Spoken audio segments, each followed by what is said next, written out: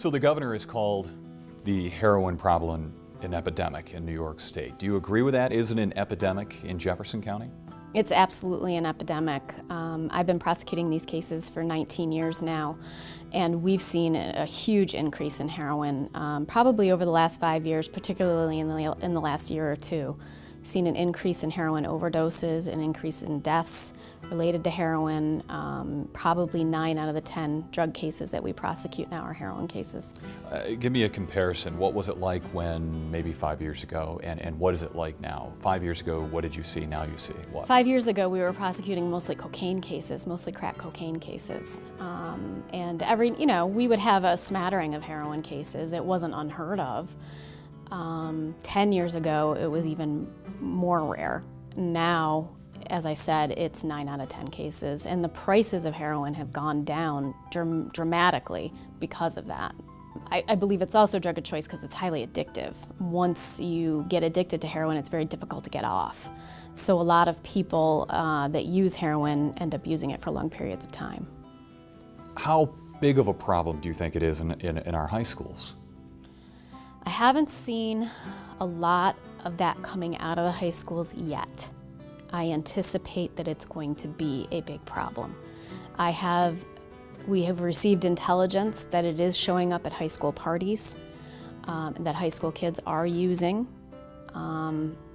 but we haven't developed a lot of statistics on that yet. That's scary to you? Absolutely. Why? I have a high school-age daughter. It just affects everybody, and it really ruins people's lives, and it ruins families. I've seen, perfectly good, healthy families with a child that gets addicted, and the whole family goes down the tubes trying to save the child. So what, in your opinion, as long as we focus on the schools, what has to happen within the schools to combat this? I think there has to be some very, very serious education for the children, educating them how addictive heroin is and how easily they can overdose on heroin. I think you need to put fear into them because this is a very fearful drug. It is a drug that should be feared. In fact, it's one of the worst drugs I can think of out there. So give me statistics, if you know them, about overdoses. You are seeing more and more? Right, I can't give you any statistics. It's not something that we keep, but we have seen a dramatic increase in heroin overdoses. Not just overdoses, but overdoses causing death. You see a correlation or a connection between different crimes and heroin, and one of those crimes is prostitution. That raises eyebrows when you talk about a prostitution problem in Watertown. Is there one? And is it because of heroin? There is an extremely serious prostitution problem right now in Watertown. We're seeing it throughout all the hotels. There has been a significant increase in prostitution activity here. And it's not the typical prostitution activity that you would expect, girls standing outside of street corners. It's all internet driven. And it is a very, very significant problem. And I would say 3/4 of the prostitutes that we've dealt with have all been heroin addicts. Kids that are from good families are going to high school parties and they're trying it and they're getting hooked, and the next thing you know, they're down, in another city prostituting themselves trying to get more heroin. And we've seen that. And what's happening is these pimps are getting these girls either hooked on heroin or exploiting a heroin addiction, getting the girls to go out and prostitute themselves. The pimps are taking all of their money and they're just paying them in a few bags of heroin here and there to keep them high. So the pimps are basically making tons of money. The girls that will end up being prostitutes do it because they're so addicted to this heroin. That's correct. That's correct. What we're seeing is that the pimps will withhold the heroin and will get them to perform the sexual acts, and then they will pay them in heroin, or they will just keep them high all the time. We've seen several different instances, but a lot of it does boil back down to heroin. And you have to understand these girls are not turning 1 or 2 tricks a night. We're talking 6 to 8 tricks a night. So they're making probably over $1,000 for their pimps in one night. It's really, really, really sad to sit down and talk with some of these girls because they are so addicted that they will do anything to get drugs.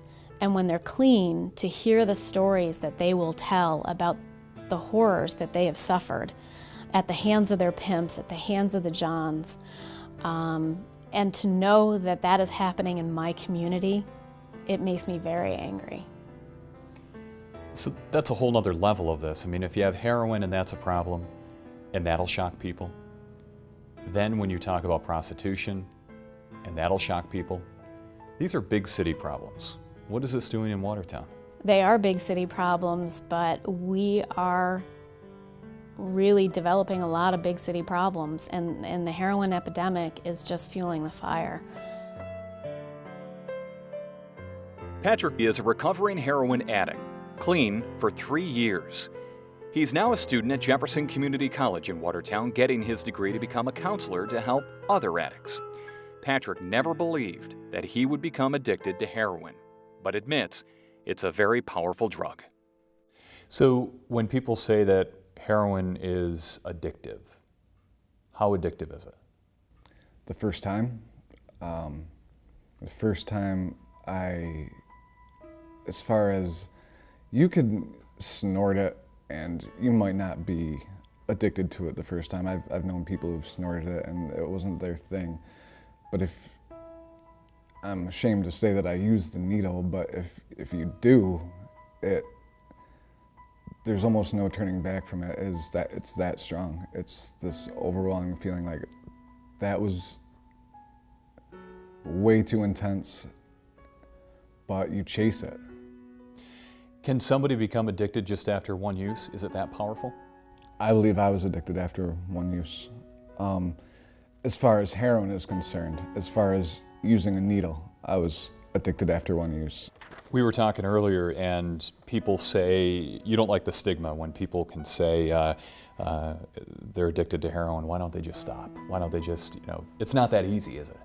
It's not that easy. Like I was just saying, your body stops producing endorphins, your natural painkillers. And if you could just stop, that would be wonderful, but you go into severe withdrawals without having opiates. Your body needs to make up for that chemical imbalance. So when people say, why can't you just stop? It's a disease. It's literally a disease. What happened to you when you were on heroin? With heroin, it's everything that is important to you, everything that you love, it just takes, it's off to the side. It's off to the side. It's the drug. I don't care if I manipulate my family. I don't care if I manipulate my friends. I don't care if you manipulate yourself. You don't even realize you're doing this. You become someone who doesn't even care for yourself. The experiences that you had, you said it would be easy for someone to OD on heroin just because of what it does to you. It's not that you don't like, you think there's a misconception about OD, about overdosing on heroin. Why is that? I think that the general population just thinks, oh, he did too much. He was already high and then he did more and now he's overdosed. It's not the case at all. There's a couple things. You're putting something directly into your veins. You don't know, you get it in a little plastic bag from some guy you don't know him, and you're gonna put that right into your veins? Really? That could be cut with any number of harmful chemicals. It could be more potent than anything you've ever tried, and you stick that into your veins, it's Russian roulette right there. What was your wake-up call? What made you say, hey, I do have a problem, I need to get my act in line? Look at what you have become, basically. Just look at yourself. And you didn't like it? No, no one likes that. If you're on heroin, no one likes that. Did you have close calls? A little bit. I think everyone who does this drug has close calls. To have the courses at JCC and the program that you're going through, it seems like a perfect fit for you, right? I mean, and so you know how important it is to be there for somebody. Is that why you've chosen to go into that field of study? Is that why you want to become a counselor? Because you know? I've lived this. I know this. I've been using something or another since I was 13 years old. And I remember going into my first 28-day program, and I felt at that point in time, even though I wasn't successful at that 28-day program, I knew that this is what I wanted to do. If I could just accomplish my own recovery, that it made sense to me. Recovery made sense to me. The substances themselves to me, they made sense to me. And I always thought that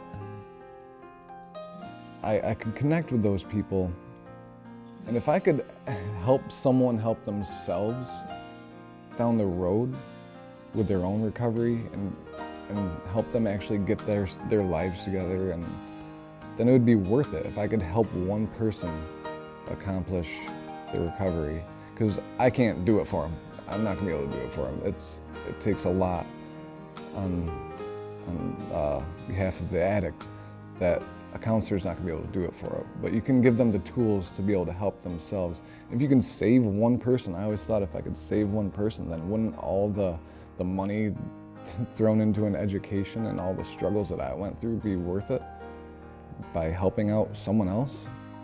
Let's talk about your success. Let's do it. Congratulations on being how many years clean? 3, a little over 3. August 14th, 2011 was the last day I used. Last question. You yourself said, that many, and you said junkies wouldn't go on TV like this and tell their story. You're doing it.